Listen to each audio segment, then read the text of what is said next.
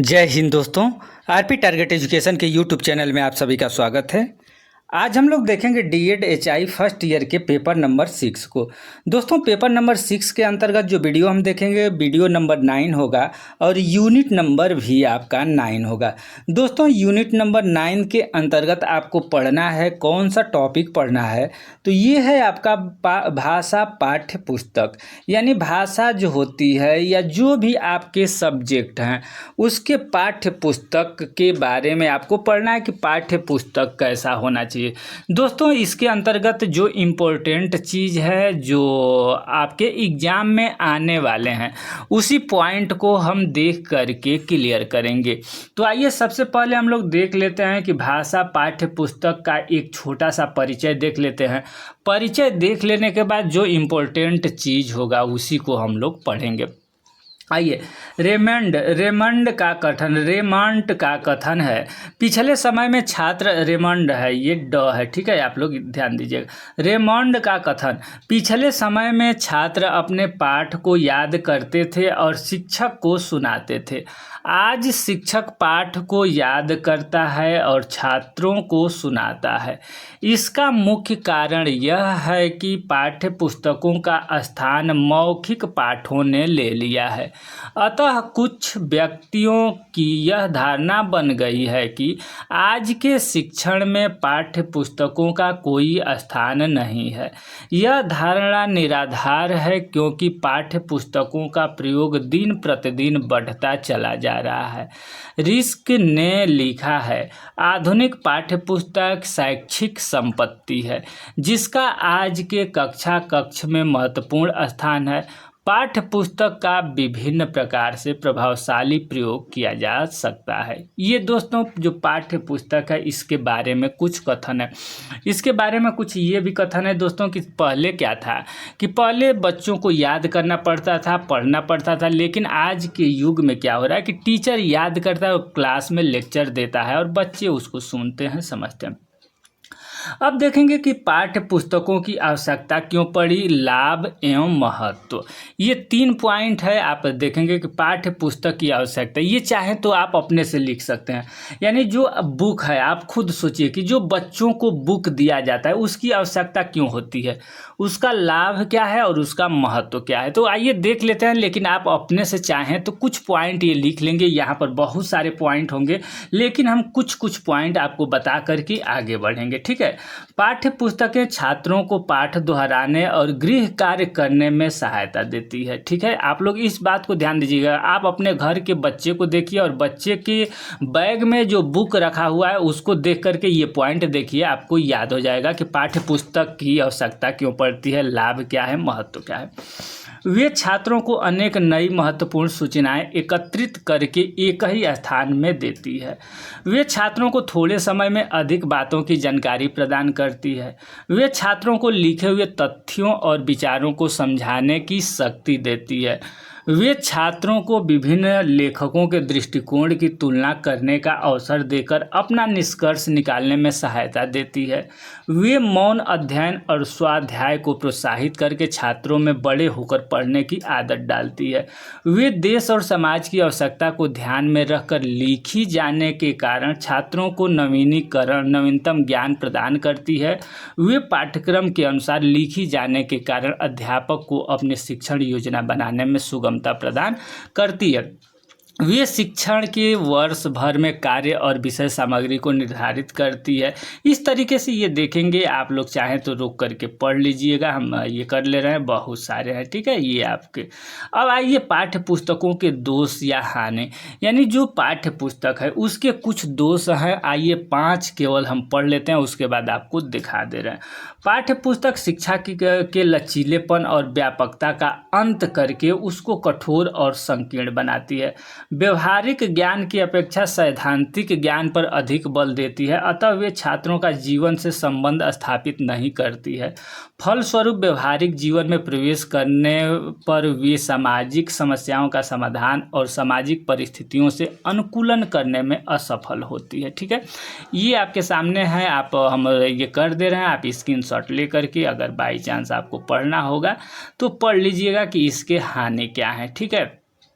अब आ जाइए दोस्तों पाठ्य पुस्तक का प्रयोग, यानी पाठ्य पुस्तक का हम कहाँ प्रयोग करते हैं। तो रेमंड के अनुसार शिक्षण की कला में पुस्तकों का उचित प्रयोग श्रेष्ठ व्यवहारिक महत्व की बात है।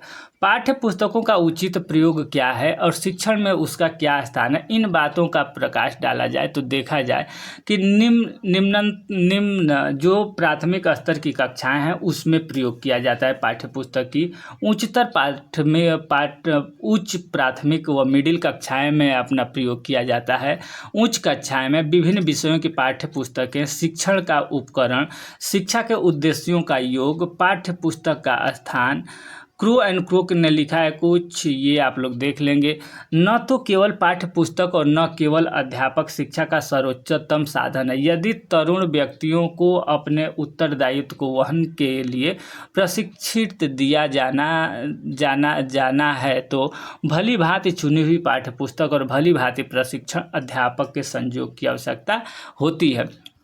दोस्तों भारत में पाठ्य पुस्तकों की गुणवत्ता, अब थोड़ा सा यहाँ से हम लोग इसको देख लेते हैं कि जो भारत है, भारत में पाठ्य पुस्तक की गुणवत्ता क्या है, जो पाठ्य पुस्तक होती है उसकी गुणवत्ता क्या है, ये आपसे पूछ देगा कि पाठ्य पुस्तक की गुणवत्ता। तो दुर्भाग्यवश भारत में पाठ्य पुस्तकों के लेखक और उत्पादन की ओर महत्वता के अनुरूप उचित ध्यान नहीं दिया जाता है। अधिकांश विद्यालयों में विशेषतः भाषाओं में ऐसी पुस्तकों की प्रचुरता है जिसका स्वरूप एवं स्तर निम्न कोटि का है तथा जिनका उत्पादन बड़ी अपेक्षा से किया गया है। इस स्थिति के विभिन्न कारण हैं जिनमें अग्रलिखित उल्लेखनीय है। अब क्या क्या है ये देख लीजिए। यानी भारत में देखा जाए तो कहने का मतलब ये है कि भारत में ज़्यादातर बुक पर और ये सब पर, कहने का मतलब यहाँ पर है कि ध्यान नहीं दिया जा रहा है उस तरीके से, और निम्न स्तर के जो पाठ्यक्रम उस तरीके से प्रस्तुत किए जाए। तो पाठ्य पुस्तक लेखन के प्रति प्रथम श्रेणी के विद्वान की रुचि, पाठ्य पुस्तकों के चयन और निर्धारण, भ्रष्टाचार जो नियंत्रण के मार्ग में बाधक है, अनेक प्रशासकों की अनैतिक कार्यरीति, पाठ्य पुस्तक की तैयारी और व्यवस्था के विषय में अनुसंधान का अभाव। ठीक है, ये आपके हो गए। शिक्षा आयोग के विचार। दोस्तों शिक्षा आयोग जो है, शिक्षा आयोग का क्या विचार है कि जैसे ही शिक्षा का प्रसार होना शुरू हुआ वैसे ही पाठ्य पुस्तक व्यवसाय एक बहुत अधिक लाभदायक क्षेत्र बन गया और उपयुक्त प्रकार की कुरीतियाँ आधिकारिक प्रकाश में आने लगी। राज्य सरकार का ध्यान शीघ्र ही उनकी ओर आकर्षित किया गया और यह निश्चित किया गया कि इन कुरीतियों को दूर करने के लिए पाठ्य पुस्तक के उत्पादन का कार्य राज्य सरकार को करना चाहिए। ठीक है, और राज्य सरकार ने ध्यान दिया और इसके बारे में अपना काम शुरू किया। निम्नलिखित सुझाव पर ध्यान दिया गया इत्यादि। रुकिए, अब पाठ्य पुस्तकों की गुण, विशेषता और चयन का सिद्धांत। दोस्तों जो पाठ्य पुस्तक है उसके कुछ गुण है, विशेषता है और चयन के सिद्धांत, यानी पाठ्य पुस्तक को चयन कैसे हमें करना है इसके बारे में कुछ पॉइंट्स हैं, इसको आप लोग देख लीजिए।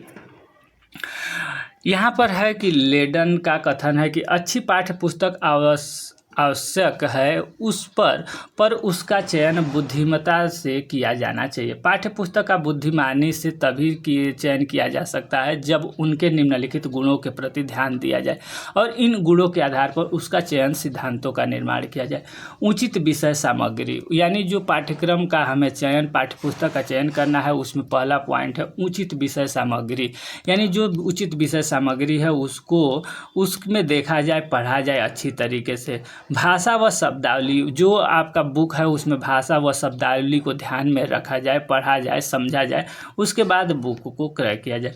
उसकी शैली, दोस्तों जो भाषा पाठ्य पुस्तक लिखी गई है उसकी शैली को देखना चाहिए, ज़्यादा जटिल ना हो, आसान शैली हो जो बच्चों को समझने में कोई दिक्कत ना हो।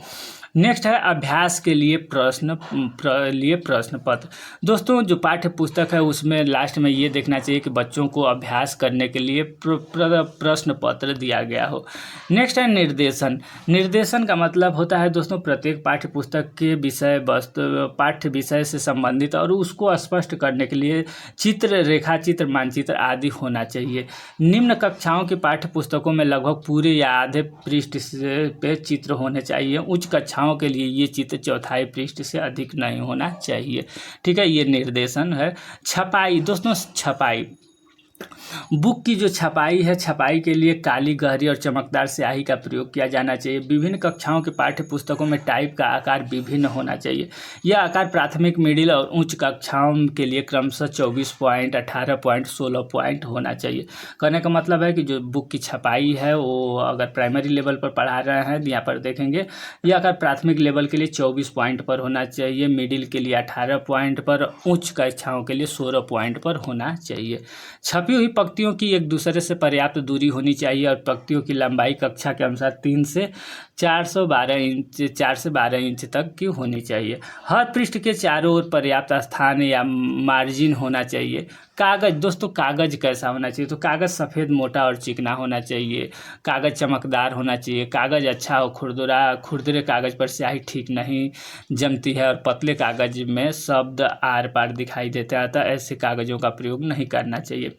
जिल्द आकार व सिलाई अच्छी तरीके से होना चाहिए। इसके बारे में अपना बताया गया। दोस्तों ये जो टॉपिक आपका रहा, सीधा जो आपका बुक होता है, बुक कैसा होना चाहिए, बुक के अंतर्गत हमें क्या, अगर आपको बुक लेना है तो कैसे बुक का चुनाव करना चाहिए, उसके सिद्धांत क्या हैं इत्यादि इस टॉपिक में केवल था। और दोस्तों नेक्स्ट जो कोई विशेष इंपॉर्टेंट ये टॉपिक नहीं था, लेकिन अगर देखा जाए तो ये आपका भाषाई छूट, लैंग्वेज एग्जामिनेशन यानी भाषाई छूट के जो ये है ना, भाषाई छूट, ये जो टॉपिक होगा यूनिट नंबर 10 बहुत महत्वपूर्ण होगा और छोटा सा टॉपिक है, तो इस वीडियो को आप ज़रूर देखिएगा। दोस्तों 6 पेपर का ये लास्ट वीडियो होगा, यूनिट नंबर 10 भाषाई छूट, ठीक है। इसके बाद हम लोग पेपर नंबर 4 देखेंगे और एग्ज़ाम आपका 20 जून से है। दोस्तों 20 जून से आपका पहला एग्ज़ाम है, तो उससे पहले हम प्रीवियस ईयर का पेपर और एक पेपर आपका बच रहा है पेपर नंबर 4।